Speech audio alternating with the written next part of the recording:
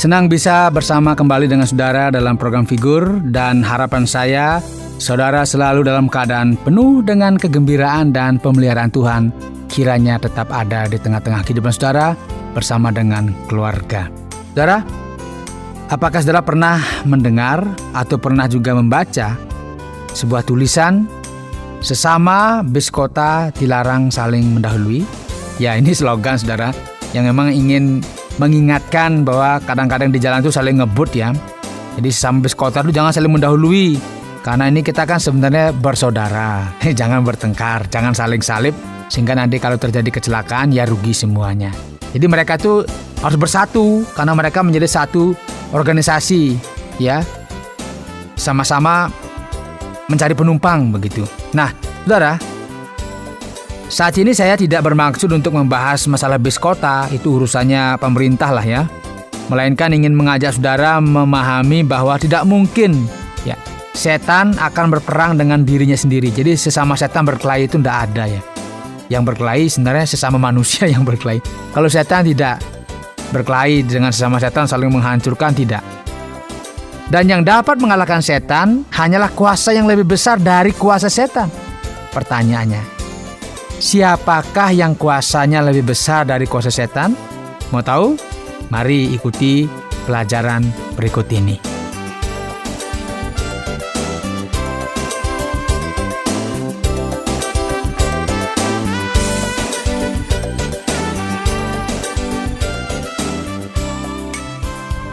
Saudara, bagaimana perasaan saudara atau perasaan kita seandainya salah satu anggota keluarga kita mengalami keterbelakangan mental? Ya, pasti sedih saudara ya. Kita akan merasakan ada yang tidak lengkap dengan keluarga kita. Dan perasaan yang sama juga dialami oleh keluarga Maria. Memang saat itu ada desas-desus di tengah-tengah masyarakat, ada gosip-gosip begitulah ya. Ada isu-isu bahwa Yesus dianggap tidak waras. Entah siapa yang menghembuskan isu tersebut, namun isu tersebut sampai juga ke telinga keluarga besarnya Maria. Ya, tentu saja keluarga Maria akan sangat sedih bila isu itu memang benar adanya.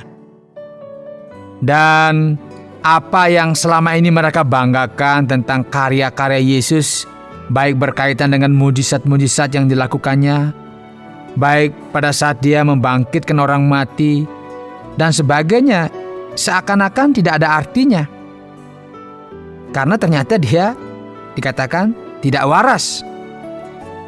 Ternyata semua mujizat yang dilakukan oleh Yesus itu dilakukan oleh orang yang tidak waras, oleh orang yang kerasukan setan.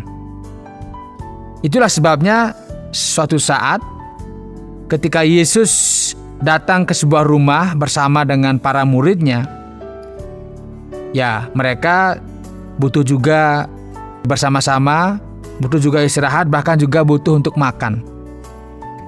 Namun kitab suci menceritakan bahwa begitu banyak orang datang mengerumuninya, bahkan makan pun mereka tidak sempat.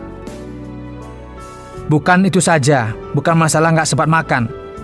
Kaum keluarga Maria yang tahu bahwa Yesus ada di rumah itu pun datang. Wah, ini kesempatan. Sebelum dia menghilang lagi, jangan-jangan dia pergi lagi ke tempat lain, karena memang Yesus jarang ada di rumah. Dia pergi dari satu tempat ke tempat yang lainnya, dari satu desa ke desa yang lainnya, dari satu kota ke kota yang lainnya. Ini mumpung ada, langsung datang mereka. Mereka datang bukan untuk melihat apa yang akan dilakukan oleh Yesus.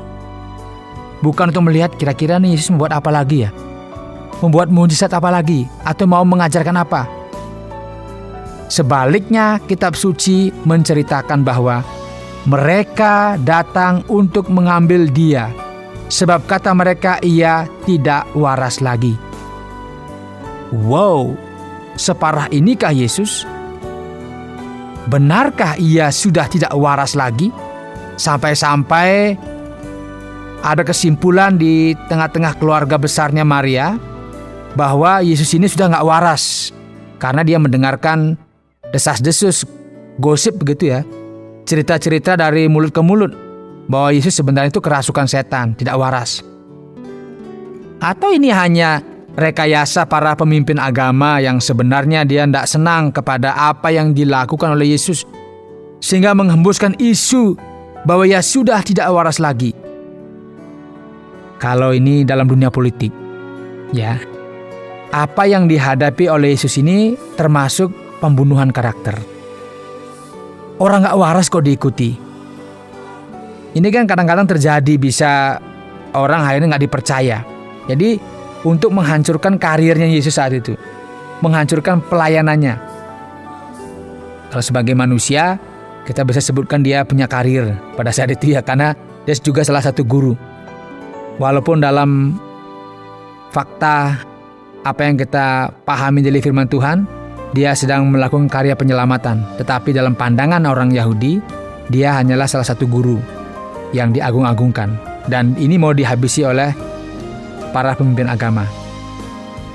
Coba saudara bayangkan, saking tidak sukanya kepada Yesus, sampai-sampai isu ia tidak waras pun harus dihembuskan. Bahkan isu itu pun mulai dipercayai oleh keluarga besarnya Maria. Itulah sebabnya kitab suci mencatat bahwa saat itu kaum keluarganya datang hendak mengambil dia karena dianggap tidak waras lagi. Entahlah saudara, seandainya benar mereka berhasil membawa Yesus pulang ke rumah keluarganya, mungkin saja Yesus akan dibawa kepada pemuka agama untuk apa, didoakan, untuk diusir roh-roh jahat yang dianggap merasuki tubuhnya. Dan saat itu saudara, bukan saja keluarga Yesus yang datang untuk jemput Yesus ini supaya dia pulanglah ke rumah daripada dia dianggap tidak waras. Para ahli Taurat pun menyempatkan diri untuk datang dari tempat yang jauh dari Yerusalem. Karena saat itu kebanyakan pelayanan yang dilakukan oleh Yesus ada di daerah Galilea, di sebelah utara. Yerusalem ada di selatan. Itu dia harus datang ke sana. Sempat-sempatnya saudara, dia datang ke sana untuk apa? Hanya mau melontarkan tuduhan. Apa tuduhannya? Ia kerasukan Beelzebul. Beelzebul ini penghulu, dianggap sebagai penghulu setan ya. Dan dengan penghulu setan ia mengusir setan. Ya ini, penghulu setan mengusir setan. Saudara, ada tuduhan. Ia kerasukan Beelzebul. Dan dengan penghulu setan ia mengusir setan. Ini tuduhan yang dilontarkan oleh para ahli Taurat, dan itu dilontarkannya di depan orang banyak. Bayangkan saudara, di depan orang banyak ini, bukan dilontarkannya secara pribadi, di depan orang banyak. Melihat situasi yang sedemikian saya anggap sebagai genting saat itu, sebab tuduhan ini begitu sangat serius. Mengapa sangat serius?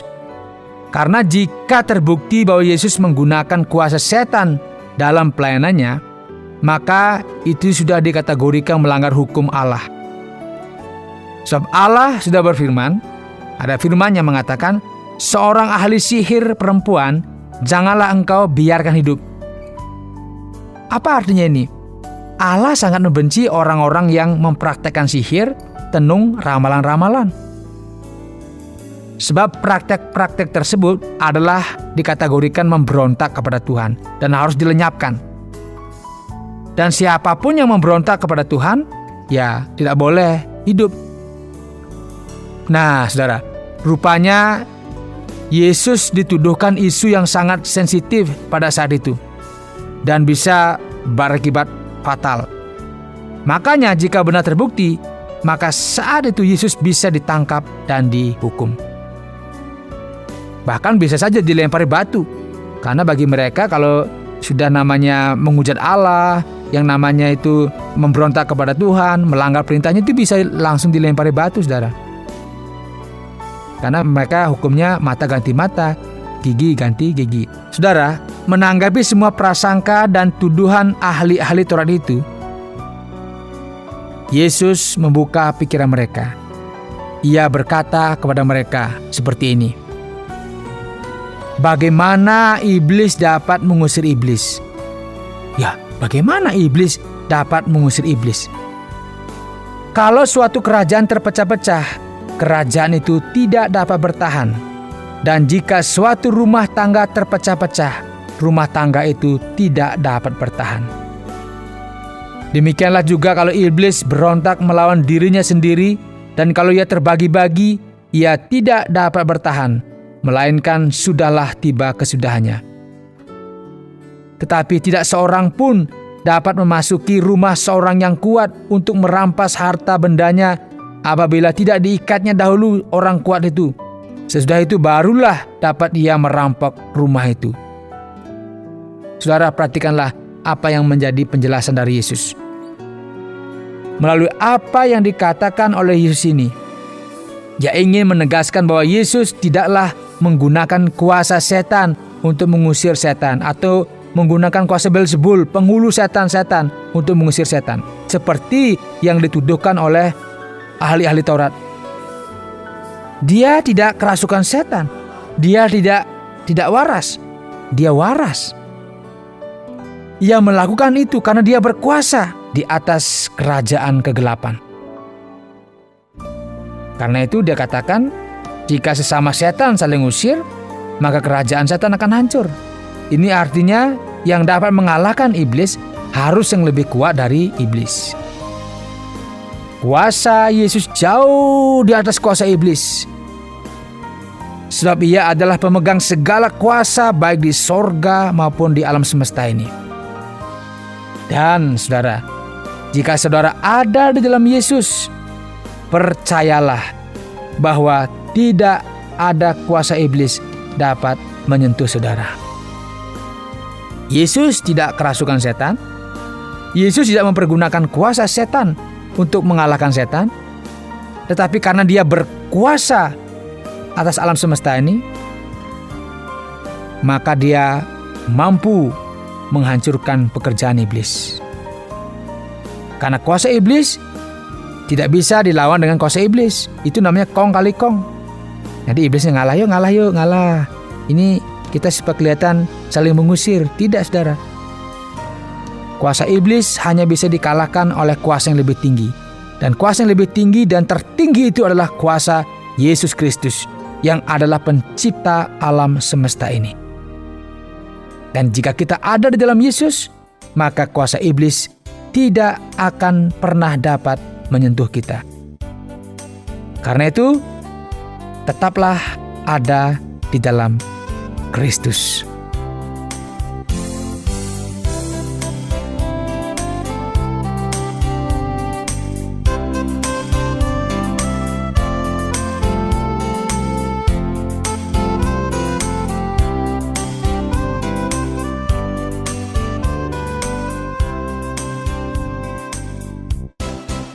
Saudara, demikianlah pelajaran yang telah kita pelajari bersama-sama tentang kuasa Yesus ada di atas kuasa setan-setan. Karena dia adalah penguasa alam semesta ini, penguasa di sorga, dan juga penguasa di alam semesta ini.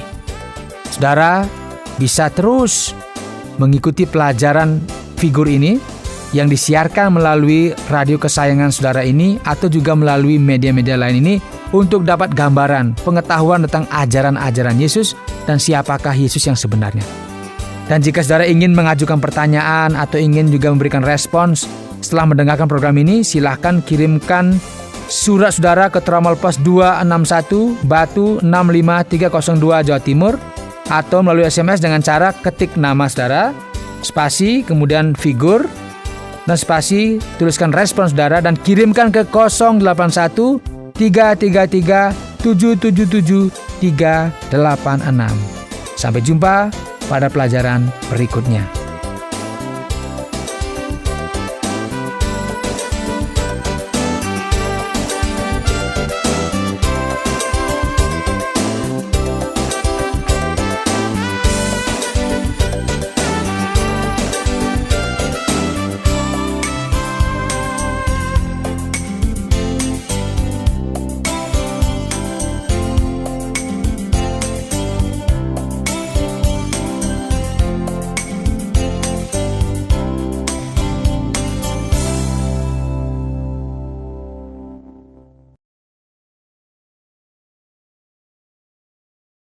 Terima kasih Anda sudah mengikuti program kami. Jika Anda diberkati, jangan lupa like, komen, dan share supaya Anda tidak ketinggalan setiap program terbaru kami. Jangan lupa juga untuk subscribe channelnya dan nyalakan loncengnya. Jika Anda ingin mendukung pelayanan kami, bisa melalui rekening kami berikut ini atau menghubungi kami di sini.